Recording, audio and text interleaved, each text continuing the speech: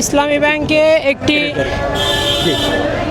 একটি পুনরায় ইসের জন্য ইসলামী ভিত্তিতে যেন চলে, এই জন্য 3 কোটি গ্রাহক রয়েছে। এদের আকাঙ্ক্ষা হচ্ছে তাদের রক্তে উপার্জিত টাকা এই ব্যাংকের মাধ্যমে রাখা হয়। এই ব্যাংকে কোনোভাবেই বাংলাদেশের মানুষ, সচেতন সকল মহলের মানুষ কোনোভাবেই ধ্বংস হতে দিবে না।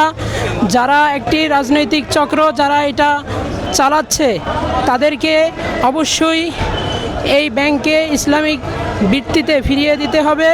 এবং এস আলম যে তারা আবার দখলের চেষ্টা করছে, ফ্যাসিবাদের শাসনামল থেকে তারা এই ব্যাংকে ধ্বংস করতে চেয়েছিল, কিন্তু তার পুনরাবৃত্তিতে 5ই আগস্টের পর থেকে যারা এই ব্যাংকে আবার পুনরায় ফিরে পেয়েছে তাদের হাতেই দেওয়া উচিত।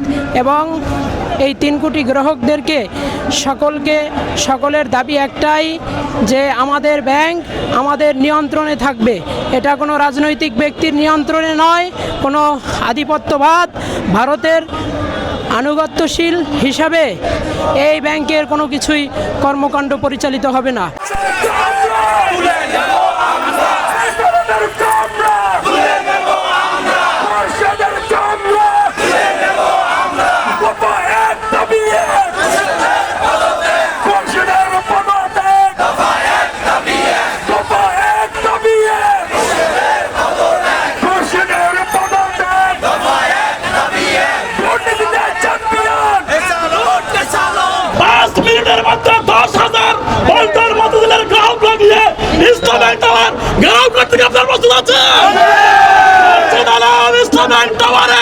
যখনই প্রবেশ করবে 10 মিনিটের মধ্যে আমরা ইসলামী ব্যাংক টাওয়ার ঘেরাও করবো ইনশাআল্লাহ।